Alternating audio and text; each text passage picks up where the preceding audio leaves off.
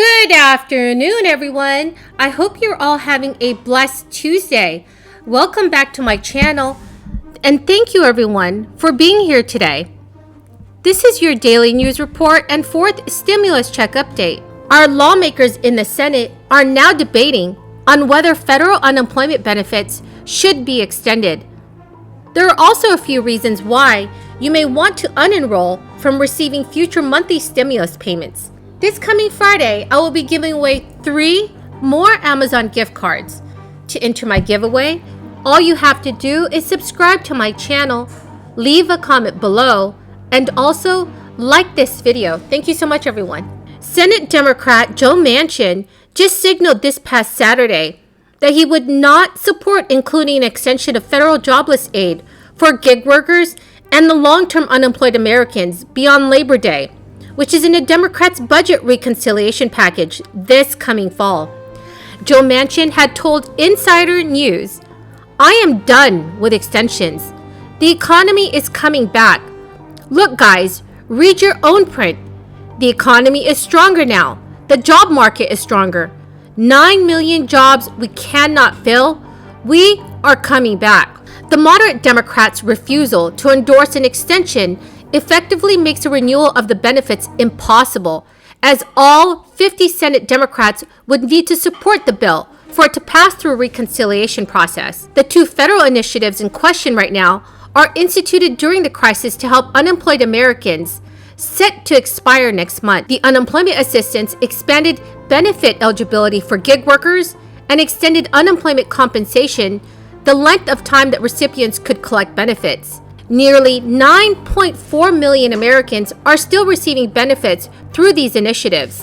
Unemployed Americans have also been eligible for a $300 federal weekly unemployment bonus. The president has given the imprimatur that people should not be evicted, and the money is out there, $56 billion spread around the country to be delivered to renters and to landlords, whatever the system is that is set up, but for sure to the renters so that they will not lose their housing. A value for the children, for the families. And again, the outreach that LaRaza does is essential to the success of those families staying in their homes, children staying in the schools they go to, not becoming homeless or moving in with other families at a time. This is a public health issue. That was our argument to the court. If CDC is saying we all must wear masks, we all must get vaccinated because of Delta variant, as you mentioned, then why are we not applying that standard also to keeping people in their homes and not having them double up or be on the street, which creates a public health, it contributes to a public health housing. So I just came from Washington. This is my first stop, and I couldn't be happier than to be here for the children. Now they stop, but their sounds, the sounds of them laughing and jumping around and everything, that is what we're all about, the future for the children. And we cannot be responsible if we are not being responsible to the children. So you didn't hear any? You want me to start all over? However, some 24 states have already chosen to end the programs ahead of the September 6th expiration date over concerns that the generous benefits were incentivizing people to remain out of work. While a number of lawmakers supported an extension of the additional $300 benefit back in March, many members of Congress right now from both parties are now opposed or skeptical of another renewal. The unemployment rate has fallen as the economy added jobs and Americans returned back to work. New jobless claims decreased to 385,000 last week, while a new jobs report showed that the U.S. added 943,000 jobs last month. But there are still some Democrats that are hoping to extend the programs, including Senate Finance Committee Chair Ron Wyden of Oregon. He reportedly told Insider News, "We are going to put out all the stops in advocating their renewal." During the summer break, I believe senators are going to hear from these gig workers, Wyden said in a response in Manchin's comments. Folks, for example, who are really hurting and not just getting significant number of economic opportunities in this economy, I think senators are going to see support for my idea to bring gig workers at least into the relevant century. So everyone, do you think that Congress should extend the federal unemployment benefits? And if yes, for how long? Please leave your thoughts in the comments section below. The child tax credit payments work differently this year.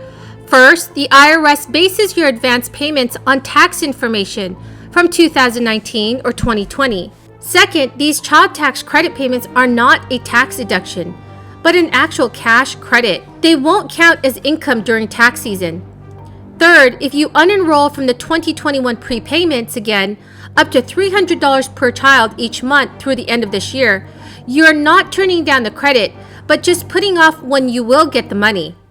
So for some families, the total can amount to $3,600 per child, which is a big deal for those covering school expenses and other financial hurdles. And for some families, the total can amount to $3,600 per child, which is a big deal for those covering school expenses and other financial hurdles amid this crisis. It is too late to opt out of getting the next check that is coming this Friday, August the 13th. But you can unenroll by Monday, August 30th for the September check and future advance payments. You can manage your payments using the online IRS tool, but you will need an ID.me account first. Here are some cases where unenrolling from the 2021 Advanced Child Tax Credit Program could be a great idea. You would rather have one large payment next year instead of 7 smaller payments spanning 2021 and 2022. This could be the case for families saving up for a big expense, those who have budgeted that money to pay off outstanding debt, or are accustomed to getting a bigger refund at tax time. Or you know your household circumstances or tax situation will change this year and do not want to deal with having to update your information in the IRS portal. And another reason may be that you are concerned that the IRS might send in overpayment based on old tax information from 2020 or your 2019, and you do not want to worry about paying off any of that money back next year. If that's the case, if your household income has gone up and you've returned back to work or have a new job, that could be the case if your household income goes up, or you've returned to work, or you got a new job. It could also be the case if a dependent you claimed previously is aging out of an age bracket before the end of 2021. If any of you have any questions on the child tax credit payments, please leave them in the comment section below, and I will do my very best to answer those questions. But that's the end of the video, everyone, for this afternoon. I hope you found some of this information helpful. And thank you, everyone, for joining me here today. I greatly appreciate it. This coming Friday, I will be announcing 3 more Amazon gift card winners. Please enter my giveaway by subscribing to my channel, leaving a comment below, and also liking this video. Thank you, everyone, and have a very blessed Tuesday.